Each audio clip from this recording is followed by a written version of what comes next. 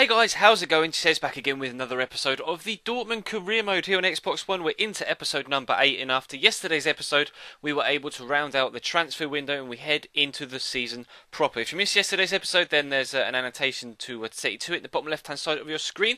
But so we start today with what I thought was going to be a very, very tough game, and it did turn out to be exactly that. Hamburg at home, as you can see, we currently sit second in the table with a game in hand on Wolfsburg, and we can go top should we pick up all 3 points in this game. But before we get too far into it, if you want to grab yourself some ultimate team coins to perhaps try and pick up one of those international man in the matches that are in packs, then of course feel free to check the link in the description. It will take you to footcoinking.com. If you head over there and use the code CHES at checkout, CHES, and you can get yourself a 5% discount. It's an automated instant service, so you'll get your coins quite literally within seconds. And of course, it's a very, very trusted site. I wouldn't promote a site that I didn't know was 100% legit. But as you can see, we're bringing it back to 1-1. Henrik Mkhitaryan races away, and after just 10 minutes in this game at home against Hamburg, after falling behind after just 2 minutes, we're back on level terms after 10, and the attacking still wasn't done for the opening stages of this game. Mkhitaryan again doing the work down the right hand side, cuts inside to Churchy, and that's a fantastic finish on his weak foot. Alessio Churchy cuts in from the left onto his right, drills it bottom corner, and after being behind, just 15 minutes later we find ourselves 2-1 up. But the attacking still wasn't done for the first half, still wasn't done for the opening 20 minutes even, as Hamburg came back at me, bashed it down the right hand side, lovely ball in towards the back post, and Ola John races in behind Lucas Piszczek on his blind side behind him, and that ball was an absolute pick out of love. You cannot get a better whipped cross there to the back post. Unfortunate for the goalkeeper not to be able to keep it out, but it is 2-2, and they're going to push it into the box here, and questionable penalty, I think I'm going to say. I cannot decide, having watched it a couple of times in real time and then whilst editing the video, whether Toprak actually makes a legitimate foul here. You can see he goes in slowly, and it looks as if his foot touches the ball now and it stops the motion, but the man goes down, and Rafael van der Vaart is going to have the chance to step up to make it 3-2 and score the 5th goal of the game in the 29th minute. There were 5 goals in the opening World Cup semi-final a couple of days ago, but they all went one way, and unfortunately after half an hour in this game, we've only got 2 and Hamburg have 3. So we're headed into the second half, trying to get ourselves back in it if we possibly could. And Adrian Ramos is actually going to try and catch them on the counter-attack. They were still pushing quite hard, Hamburg, to try and get themselves a 2-goal margin. And they needed a 2-goal margin because we were able to grab one back. Alessio Churchy grabs his second of the game, races away. He's got the pace and the power to put the ball into the back of the net. Great left-footed strike, a goal on each foot. And Raheem Sterling is coming off the bench to make his debut for the team.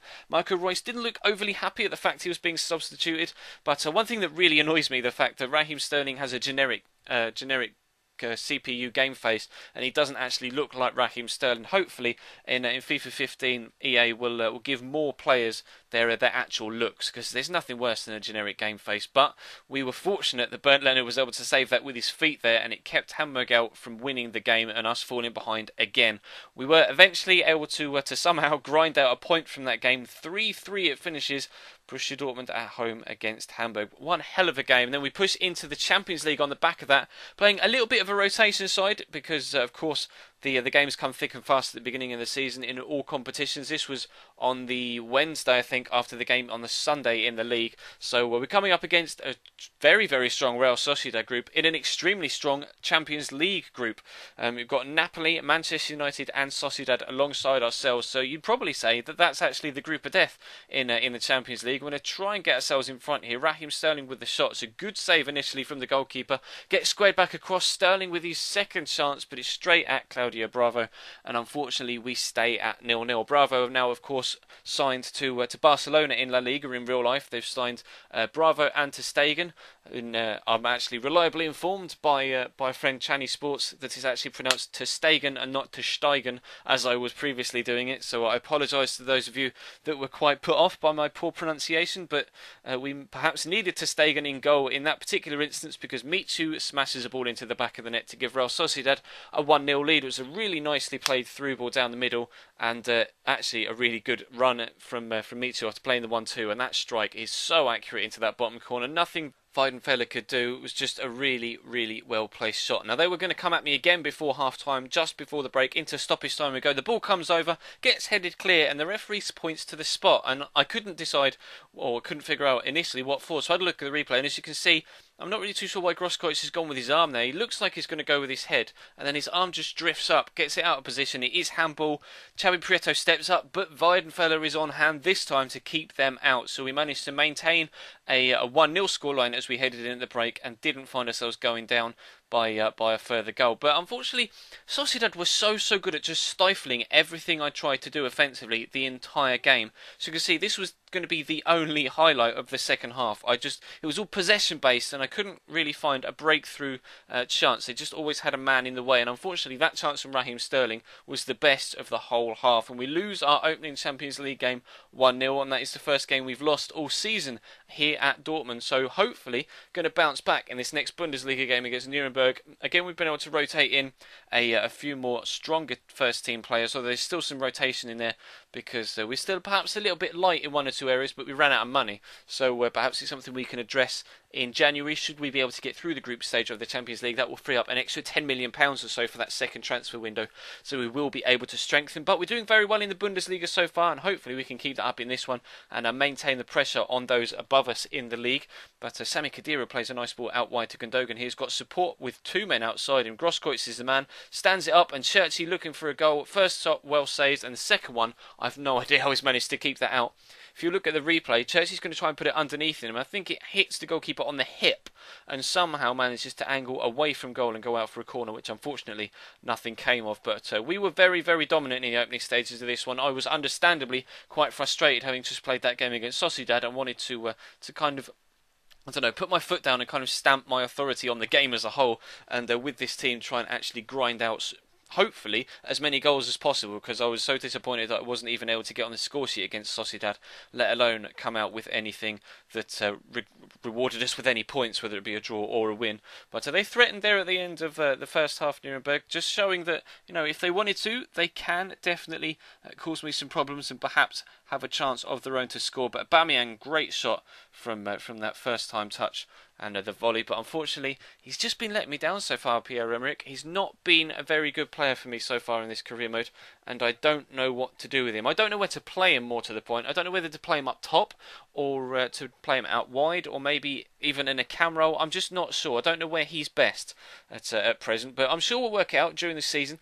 But unfortunately, again, there's another penalty for handball here. Now I'm thinking about turning handballs off, because there are just so many really random penalties for handballs now that we didn't see before, and it's starting to creep in, and it's starting to get a little bit annoying. As you can see, the defender goes up with the head and it's just glanced off his arm. It is handball, but it's the sort of handball that is not necessarily realistic. It's more just poor animations from the computer. So I'm thinking of turning that off. Let me know in the comment section if you think I should turn handballs off, or maybe even just have handballs on but not penalties. You can have an option where it says handballs on except penalties. Maybe that's the way that I'll try and do it. And maybe, you know, we can still have some realism in the way that, you know, if you handle the ball outside the box, then you will give away a free kick. But that chance there just kind of iterates what I was saying about Aubameyang. It's just not good enough. And he was going to have another chance here just after the hour mark on 70 minutes or so. Gundogan's going to try a little bit of showboating, not specifically necessary. And Aubameyang's going to get the ball again. It's nice skill actually to turn inside the man here with that cheeky little step over. And he does get the shot on target this time, but it's still not accurate enough into the corner. You want a predatory striker to drill that bottom corner, and he's put it too close to the goalkeeper and at a decent height for him as well. And unfortunately, from the corner, we head wide for a second time, and we still aren't able to extend our lead. But we were going to need to extend our lead, and I'm going to try and do that with this clip here. As you can see, we are using Aubameyang out on the right hand side into Sami Khedira, pushing forward. It's a weird position for Khedira to be in, but he did score for Germany in the game against Brazil, and he was involved in that move. Aubameyang having the impact from out wide, perhaps in that particular instance, drills the ball across, and actually this finish from Cherchi is cleverer than it initially appears. He drills the ball across, and rather than having a proper swing at it, Churchy just kind of just holds his body there and lets it hit him rather than having a proper swing at it, and it just gently, softly guides it into that bottom corner away from the goalkeeper as he dives the wrong way, and we take a 2-0 lead. And that's Churchy's second of the game. He's going to drill it from the edge of the box here, and he comes very, very close to picking up his third goal and hat-trick goal. But he was denied, but we weren't to be denied. We get all 3 points from this one against Nuremberg, and I was pleased with the way that the team rallied around and put in a better performance after that setback against Real Sociedad. So as you can see in the league, we currently sit 2 points clear of the top of the table on 14, joint with Wolfsburg with Schalke on top. Weirdly, Bayern Munich sit 8th, having played 6, won 3, lost 3, so really disappointing from them so far, but you just know they're going to come back strong throughout the rest of the season. But that's going to bring this episode to a close, guys. Thank you very much for watching. Feel free to leave the video a like if you could be so kind. That'd be absolutely superb. There will be a My Player episode uploaded later on tonight, so feel free to check your sub boxes for that. Subscribe if you haven't already so that you don't miss out on any of the stuff on this channel. There is an annotation on your screen and in the description as well if you'd like to do so. We're pushing 14k subs now, so it'd be great if we could hit that within the next few days. The previous episode in this series is linked on your screen as well if you missed it, so you can keep bang up to date with everything that goes on this series. And if you want to keep up to date with everything that goes on with me and all the series in general, and you want to have a real-time impact on stuff when I tweet it out, etc., looking for feedback, then follow me on Twitter at Chesnoy Gaming. There is a link in the description to it, and there's also a link to Instagram if you want to follow me over there as well. I know there seems to be a growing cry for YouTubers to be on Instagram and have that kind of personal interaction with their fans or your subscribers, rather than you guys just being numbers on a screen. It's nice to have that sort of personal interaction. So follow me on Instagram as well if that's something you might be interested in. But as for now, that's going to wrap this one up. We'll have My Player later on tonight and more of this tomorrow. So thank you very much for watching, guys, and I'll see you next time.